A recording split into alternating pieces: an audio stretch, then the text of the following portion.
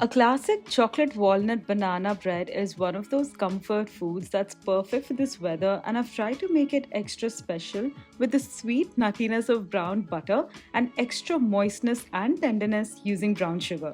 Toast a slice or have it as is, this banana bread will make you fall in love with it. Let's get cracking. You want to preheat your oven to 160 degrees Celsius, and we'll begin first by browning our butter. You are going to need melted butter in this recipe, so I thought why not go one extra step and brown it. In a heavy bottom saucepan, just continue cooking the butter on a low heat until it starts to bubble and foam like this, and eventually the milk solids will start to caramelize. You'll start to see it appear on the surface like this, and you'll also smell the butterscotch nutty notes, and that's when you know it's done. You want to take it off the heat. You want to make sure that you're not overcooking this because it can go from brown to burnt very quickly. Then you'll weigh the required quantity and make sure that you're swirling your saucepan so you also get the milk solids that are caramelized in there. They are packed with flavor, so you don't want to skip that. Once you've weighed it, keep it aside. You'll now peel the bananas that you need for this recipe. I love using super ripe bananas. They are very soft and almost on the verge of going bad, but not quite. So you don't want to use bananas that have gone bad, but you definitely want to use ones that are super ripe. Use the back of your fork to just press into the bananas and mash them. You want to almost smush this up to a pulp, but you also want a few chunky bits in there for some texture. Then you'll add in some light brown sugar and then the brown butter. You also want to make sure that you get those caramelized bits that settle at the bottom of the cup because those are packed with flavor. And the molasses content in the light brown sugar ensures that your banana bread is extra moist and tender. It's the addition of the browned butter and the light brown sugar that completely transform the flavor of your banana bread. They go so well with the bananas and the chocolate chips and the walnuts that we'll be adding a bit later. It just adds such an incredible depth of flavor. Into this now, I'll crack 2 eggs which are at room temperature, and I'll also flavor this with some vanilla.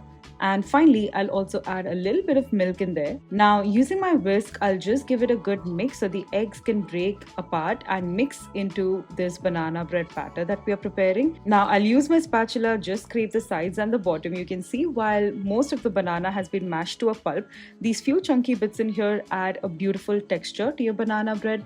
Keep this aside and we'll work on our dry ingredients. So here in a bowl, I am going to combine some all-purpose flour or plain flour. I'll also add some ground almonds and then my leavening agent, which is baking soda and some salt and cinnamon powder because that just adds a warming flavor to your banana bread. Just give it a good whisk to combine and keep it aside. Now we'll work on our walnuts, which are the mix-ins that will go into the banana bread along with the chocolate chips. I'll just roughly chop these walnuts and I'll scoop them up and place it in this bowl. And into this, I'll also add a mix of dark chocolate chips and some milk chocolate chips. Now, when I add these mix-ins into the batter, I want them to stay where they are and not sink to the bottom as they bake. And so to ensure that they don't sink to the bottom, I'll take a teaspoon of all-purpose flour or plain flour and I'll just coat the mix-ins with this flour, and this ensures that they stay where they are in the batter and they don't sink when they bake. I'll just plop in the dry ingredients that we prepared earlier and just use my spatula to fold it gently into my banana bread batter first before going in with my electric beaters on the slowest speed for just about 10 to 15 seconds. You do not want to overwork the batter here. You don't want to develop the gluten in the all-purpose flour because that will give you a very dense and gummy banana bread. You don't want that. So just mix until combined and then plop in your mix-ins and gently fold through till you don't see any of the mix-ins peeking out of the batter.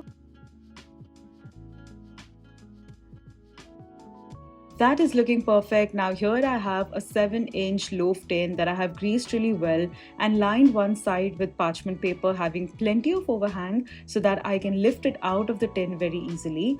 I'll pour my banana bread batter into it and then just shuffle the tin around and tap it against the work surface to release any air pockets. And I'll slit a banana open in the center so it opens up like this, and I'll place the fleshy part up in this manner and I'll bake this in my preheating oven at 160 degrees Celsius for about an hour.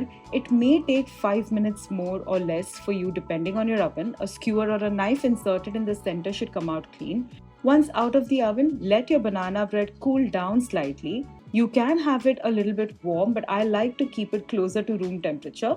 And then I'm going to slice into it, and look at how amazing this banana bread looks. It is super tender and moist, and at the same time it has those beautiful walnuts and chocolate chips studded throughout the surface of the slice, and the bananas that we decorated on top go beautifully caramelized as well.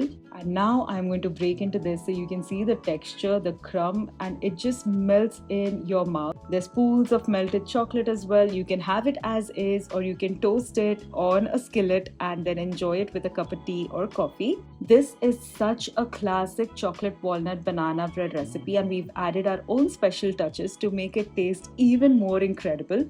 And speaking of classics, you definitely want to check out this classic lemon cream cheese pound cake that you see on your screen and bake it at home. Enjoy!